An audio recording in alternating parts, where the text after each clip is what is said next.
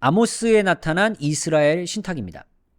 아모스의 내용을 보시면 아모스가 여러 이방 민족들에 대한 신탁을 앞에 쭉 하고요. 그 다음에 유다에 대한 신탁도 있고 그리고 이스라엘에 대한 신탁도 있습니다. 근데 이제 앞에 이방 민족들에 대한 신탁은 보통 한 가지에 대한 범죄 사실들을 늘어놓거든요. 근데 그 앞에 내가 서너 가지 죄로 말미암아 그것을 돌이키지 않을 것이다. 이런 심판 신탁의 어떤 전형적인 모습과 같은 이제 그런 내용들이 좀 들어가 있고, 그리고 나서 이제 왜 하나님께서 심판을 내리신지 그 이유에 대해서는 한 가지 정도 이제 언급하시는 경우들이 많은데, 이건 숫자 잠언이 가지고 있는 특징 때문에 그렇습니다. 근데 숫자 잠언에 대해서는 이미 유럽이나 미국에서는요, 이미 연구가 오래전부터 많이 돼 왔고, 하지만 한국에는 이제 숫자 잠언, 수잠언에 대해서 많이 알려진 바가 없기 때문에 우리 익숙하지 않긴 하지만, 숫자 잠언, 이 아모스가 사용하는 숫자 잠언은 잠언에 나와 있는 숫자 잠언과 상당히 유사합니다. 네, 그런데 이제 이 아모스가 사용하는 숫자 잠언에서도 서너 가지라고 말했지만 목록들이 그 숫자만큼 등장하지 않고 하나의 이야기만 등장하는데, 그건 그 목록들 중에서 가장 중요한 그 마지막의 이야기, 예를 들면 서너 가지라면 그 네 번째 이유 딱 하나만 말해주고 그것 때문에 하나님 그걸 돌이킬 수 없다라고 이제 말을 하는 그런 이제 나름의 숫자 잠언의 특징이 있기 때문에 그렇지만, 이제 이스라엘의 신탁에서는요, 하나님께서 심판을 이스라엘에 행하시는 이유가 7가지가 등장합니다. 이건 또 다른 모습에서의 숫자 잠언의 특징을 이제 보여주고 있는 것입니다. 근데 저는 오늘 숫자 잠언의 이야기를 많이 하기보다 이스라엘 신탁에 나와 있는 7가지 그 신탁의 내용들을 하나씩 보면서 그 본문에 나타난 난해한 부분들, 그리고 어떻게 해결해야 되는지에 관련된 내용들, 그리고 그 본문들을 통해서 이스라엘 신탁이 어떤 문제가 있는가, 그러니까 이스라엘이 어떤 문제 때문에 하나님의 심판을 받을 수밖에 없었는가, 그와 관련된 내용들을 한번 나눠보도록 하겠습니다. 자, 이스라엘 신탁의 굉장히 중요한 내용은요, 나름의 그 순서가 좀 있어요. 동사가 완료. 자, 완료인데요. 완료를 우리가 이제 완료라고 부르긴 하지만 좀 히브리어를 배우신 분들이나 구약학자들은 완료를 이제 카탈로 많이 부릅니다. 왜냐하면 완료, 이 카탈 형태가 무조건 완료만 보여주는 건 또 아니기 때문에 이제 완료를 카탈로 이제 표현하는 경우들이 많이 있고요. 완료 이제 부정사로 시작을 하고요. 그 다음에 분사, 완료 분사로 넘어갑니다. 그 다음에 미완료. 인데 미완료는 또 익톨이라고 부릅니다. 익톨이라고 부르기도 하고요. 이렇게 이제 표현하는 경우들이 있습니다. 그래서 이렇게 동사 사용이 변화되면서 이 사건이 말하고 있는 이스라엘 신탁의 내용이 얼마나 심각한 것인지 그걸 보여주기 위해서 이제 이렇게 표현하고 있다라는 의견이 좀 있습니다. 그러니까 이제 굉장히 이게 중요한 내용들이에요. 하나씩 하나씩 다. 자, 그럼 이스라엘이 지었던 죄가 무엇인지 하나씩 살펴보도록 하겠습니다. 첫 번째, 이는 그들이 은을 받고 의인을 팔며, 이게 첫 번째 문제입니다. 상류층에 의해서 착취를 당하고 있는 가난한 자들, 이들에 대한 표현이요, 여러 단어들로 등장합니다. 가난한 자, 에브온, 또는 힘없는 자, 달, 아니면 연약한 자, 아나브, 이렇게 많이 사용하는데, 어떤 표현으로 사용하든 간에 이들은 모두 아모스에서 의인들이에요. 짜디크입니다. 의로운 사람들이에요. 왜냐하면 이들이 왜 가난한 자들일 수밖에 없었겠는가, 의인들이. 이들은 정직하게 살았기 때문에 사실 갚아야 할 빚이 실상 없지만 이 부유한 사람들에 의해서 지속적으로 빼앗겨서 가난한 자들이 된 사람들이에요. 그러니까 아무런 원래 죄가 없는 사람들입니다. 무지한 사람들인데 그렇게 표현하고 있죠. 그래서 역설적으로 아모스는 가난한 자들이지만 그들이 의인이다 라는 표현을 여러 본문에서 이야기 많이 하고 있습니다. 자, 아모스는요, 가난하고 힘없고 무엇보다 사법적인 재판에서 정의로운 판결을 받을 수 없는 사람들, 바로 그들을 의인, 짜디크라고 불렀습니다. 그리고 그와는 반대에, 그러니까 힘이 있고 부유하고 사법적인 재판에서 항상 유리하게 판결을 받는 사람들, 그들을 불의한 자들, 라샤라고 불렀습니다. 특별히 재판에서는요, 부유한 자들을 의인으로, 가난한 자들을 불의한 자들로 판결을 했지만 아모스는 그걸 뒤집어 버립니다. 왜냐하면 그들은 돈을 갖고 있는 사람들이었기 때문에 재판을 살 수 있었습니다. 자, 그런 이제 배경 속에서 아모스가 첫 번째 말하고 있는 심판의 이유는 바로 은을 위해서 의인을 판 행위입니다. 자, 여기 팔다라는 히브리어가 마카르인데요. 이 마카르 히브리어가 전치사 ve와 합쳐질 때 이것은 무엇을 교환하기 위한 목적으로 양도하다라는 의미로 사용이 됩니다. 자, 근데 여기 전치사 ve가 사용이 됐죠, 여기. 자, 이거는요, 전치사 ve가 있고요. 자, 그 다음에 관사 하가 이제 붙어 있기 때문에 이렇게 이제 바라고 사용이 됐습니다. 자, 그래서 이는 그들이 그 은을 받고라고 표현이 되어 있지만 사실 은을 받기 위해서, 은을 위해서 의인들을 교환했다라는 거예요. 가난한 사람들을 팔고 판 값으로 은을 받았다. 이렇게 이해하시면 좋습니다. 사람을 사고 판 행위. 무엇 때문에요? 은 때문에. 이것이 바로 그들에게 있었던 문제입니다. 두 번째는요, 신 한 켤레를 받고 가난한 자를 팔았다예요. 자, 여기에서 몇 가지 해결할 게 있는데, 우선 신 한 켤레라는 의미가 무엇일까? 자, 학자들 의견을 좀 볼게요. 신발을 위해 사람을 팔았다는 의미. 첫 번째, 사람을 파는 가격이 너무나 터무니없이 낮았음을 과장한 표현이다. 사람을 팔았는데 그 판 값이 신발 한 켤레 정도밖에 되지 않는다. 두 번째, 재산 교환을 증명하기 위한 상징적인 표현으로 신발을 양도한 행위. 그러니까 금액이 중요한 게 아니라 이 사람을 팔고 그 사람을 팔았다는 증거로 신발을 받은 그런 행위. 세 번째, 땅의 주인이 두 지역의 땅을 하나로 합친다는 의미예요. 자, 이거는요, 신발이라는 단어로 번역하지 않고 거기에 사용된 단어가 오히려 나알이라는 동사일 수 있다. 이 나알이라는 동사는 잠그다라는 뜻이에요. 빗장을 채우다. 그래서 토지를 합치기 위해서 사람들이 이쪽 땅과 이쪽 땅을 서로 합친 이런 행위로 보는 단어로 번역할 수 있다는 거예요. 그럼 이건 신발 한 켤레를 받기 위해라고 번역하지 않고 땅을 합치기 위해서 가난한 자를 팔았다. 이제 이렇게 볼 수 있는 내용이에요. 자, 그렇다면 이 세 가지의 목적이 다 부유한 사람들이 자기의 부유함을 더 얻기 위해서 사람들을 판 그 행위에 있다는 것이 굉장히 큰 문제입니다. 그래서 이 히브리어가 가지고 있는 의미를 가지고 아모스 2장 6절을 번역해 보자면 제 나름대로 직역을 이렇게 해볼 수 있을 것 같아요. 야훼께서 이렇게 말씀하셨다. 이스라엘의 범죄들 세 가지 때문에 그리고 네 가지 때문에 나는 그것을 돌이키지 않을 것이다. 그 은을 위하여 정당한 자를, 신발을 위하여 가난한 자를 팔았기 때문이다. 만약 이렇게 본다면 여기에 은을 위한 것이든 신발을 위한 것이든 정당한 자와 가난한 자 모두를 판 것이 문제예요. 이것이 문제예요. 그러니까 사람들이 인격적인 어떤 대우를 받는 존재가 아니라 물건처럼 취급을 받고 그리고 가난한 자들을 위해서 끊임없이 착취를 행했던 사람들, 바로 그 부유한 자들을 문제시 삼고 그들 때문에 이스라엘은 심판을 받을 수밖에 없다는 것이 아모스가 사람들에게 선포한 중요한 심판의 이유입니다. 하지만 여기서 끝나지 않습니다. 세 번째, 힘없는 자의 머리를 티끌먼지 속에 발로 밟았다. 자, 티끌먼지 속 알 아파르 에레츠예요. 자, 땅의 먼지 위에네요. 땅의 먼지 위에 발로 밟았다. 샤프. 자, 이것도 여러 가지 의미가 있어요. 땅의 먼지 위에서 짓밟았다는 의미가 무엇일까? 첫 번째, 이미 먼지 속으로 들어간 가난한 자. 그러니까 이들은 이미 착취를 당했기 때문에 땅을 보며 살아가야 되는 그런 아주 가난한 사람들이에요. 이미 그 안에 들어갈 수밖에 없었는데 그렇게 힘겹게 살아가는 사람들의 머리를 파괴하고 싶어하는, 그들의 삶 자체를 무너뜨리고 싶어하는 이 부유한 자들의 욕망을 말해주는 것이다. 두 번째, 재산에 추가된, 그러니까 이제 이 가난한 사람들이 팔렸기 때문에 물건으로 취급이 됐죠. 그 사람들이 가난 때문에 있었던 오랜 시간을 표현하는 것이다. 세 번째, 가난한 자의 머리 위로 먼지를 뿌려 굴욕감을 주고 싶은 욕망. 네 번째, 문상객처럼 슬픔과 애도를 표현하는 것. 어떠한 경우를 해석하든 간에 이 본문이 알려주는 바는 얼마나 가난한 자들이 부당한 대우를 받았으며 그들의 괴롭힘은 얼마나 가혹했는가, 그거를 보여주는 것이 바로 이 본문입니다. 거기서 끝나지 않습니다. 연약한 자의 길을 굽게 했다. 자, 연약한 자, 아나브라고 지금 여기 돼 있죠?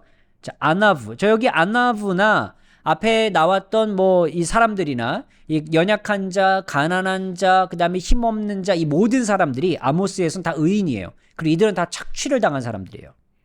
그들의 길 데레크를 굽게 했다. 야타브. 여기서 가장 어려운 건 길이 뭐냐는 거예요. 길. 이 사람들의 길이 무엇이길래 그 길을 굽게 한 것인가? 자, 이것도 몇 가지 의견이 있습니다. 첫 번째, 인생의 길이에요. 왜 우리가 그런 거 있잖아요. 제가 살아온 삶의 길은요. 이렇게 표현 많이 하잖아요. 인생을 걸어가는 길인데, 자, 이 길은요. 누구나 살아가는 길이고 조화롭고 건강하게 살아가서 그러니까 뭔가 마땅하게 누구나 다 살아가는 길이에요. 그런데 그 길을 굽게 하는 거예요. 이 굽어진 길은 다시 펼 수 없습니다.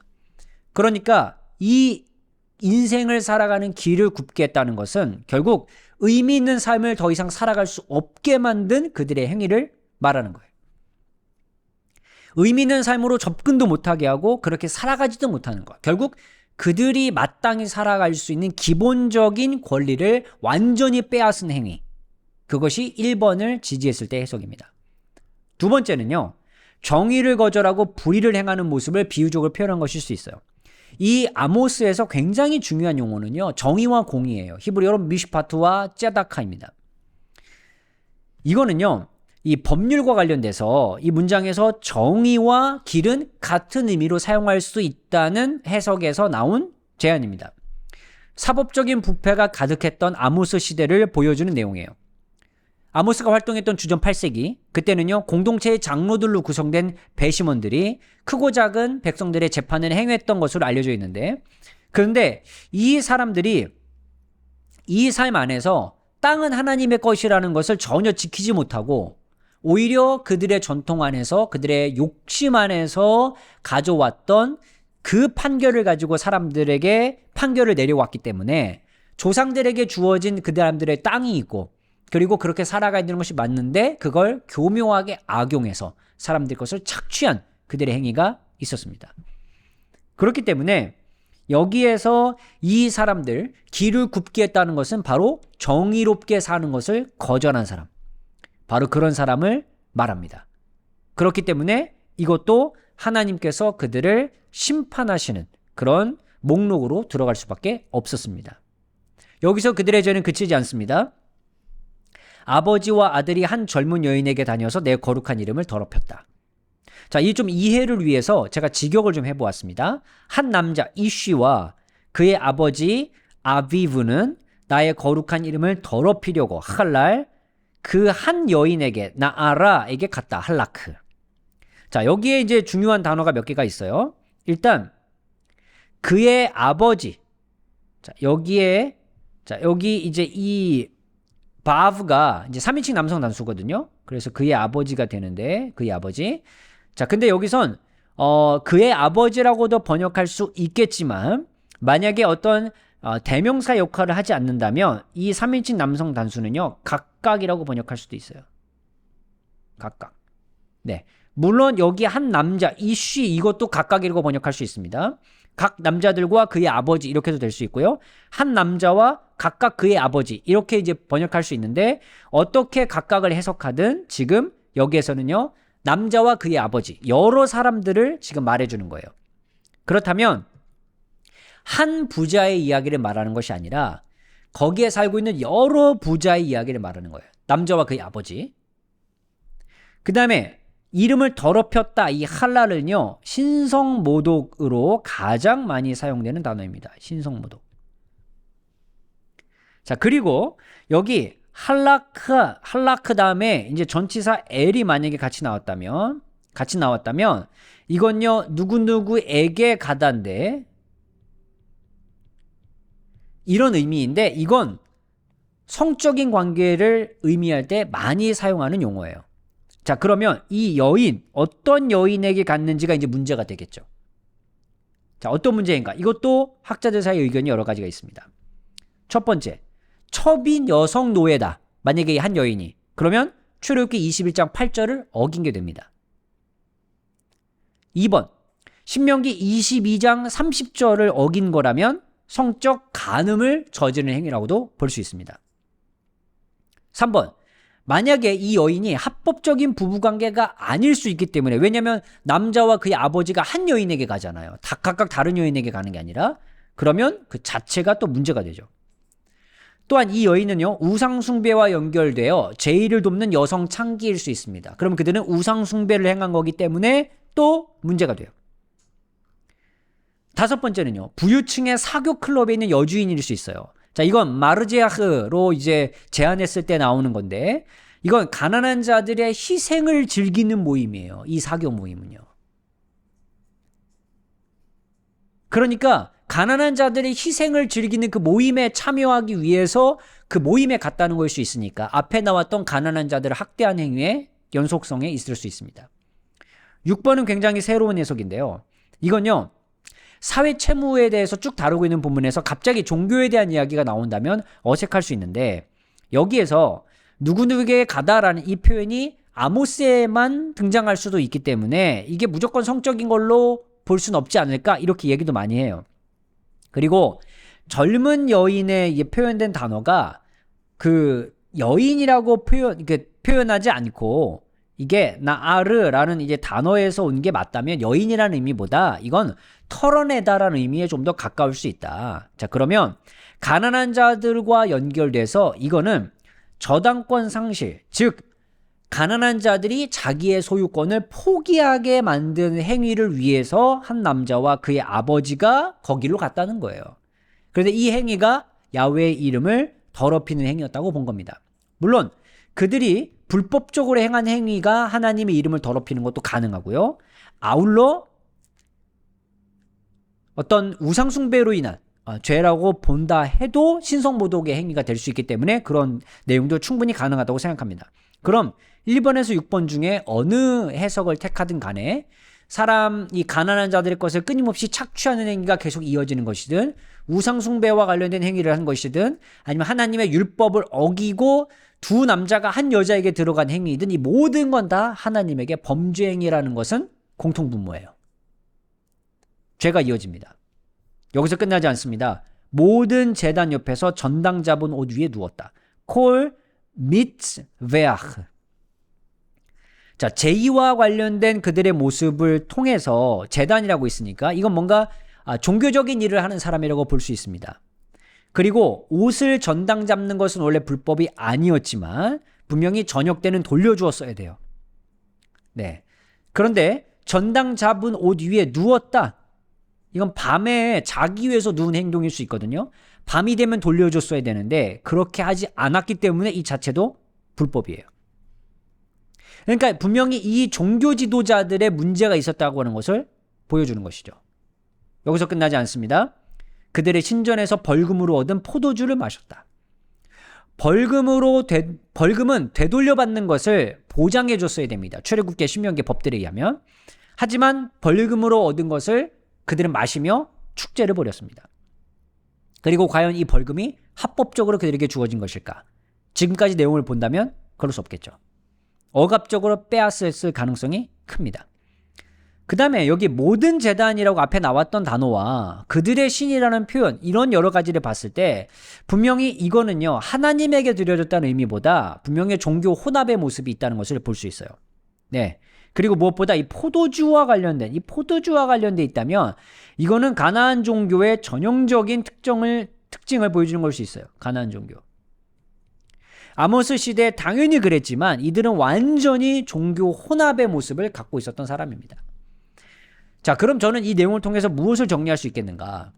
이스라엘 사람들은요, 두 가지의 큰 문제를 저질렀습니다. 그게 뭐냐면, 하나는 자기 민족 사람들에게 죄를 지은 거예요. 가난한 자들의 것을 끊임없이 빼앗는 것. 그 다음에 하나님에게도 문제가 있었던 거예요. 종교적으로 타락하고 혼합주의에 살아갔던 사람들의 모습이 있었습니다. 이 두 가지가 아모스 시대는 하나님의 심판을 벗어날 수 없는 큰 이유가 됐습니다. 마치 이건 예수님께서 요약해 주신 그 계명과도 상당히 유사하죠. 하나님의 사랑하고 이웃을 사랑하는 것. 이 두 개를 이스라엘은 버렸습니다. 그렇기 때문에 문제가 생겼습니다. 이 7가지가 이제 목록이 등장하면서 거의 완전한 신탁의 모습을 보여주는 것 같고요. 완전한 죄의 목록을 드러내는 것 같습니다. 아모스 시대 주전 8세기 사람들의 모습은 하나님의 사랑도 잊어버린 사람들이었고 이웃을 향한 사랑도 거부하는 사람들이었습니다. 그건 심판으로 갈 수밖에 없는 아주 중요한 요소가 되었습니다. 자, 여러분 아모스에 나타난 이스라엘의 신탁, 여러분 유심히 보셨던 적이 있으시다면 이 본문을 어떻게 생각하셨었는지, 또 저 나름대로의 설명드렸던 해석들 여러분 어떻게 생각하시는지 여러분의 의견을 남겨주시면 감사하겠습니다. 오늘의 컨텐츠가 도움이 되셨다면 유튜브 멤버십이나 네이버 프리미엄 컨텐츠 오늘의 구약 공부를 구독하신다면 구약을 더 깊이 배우실 수 있습니다.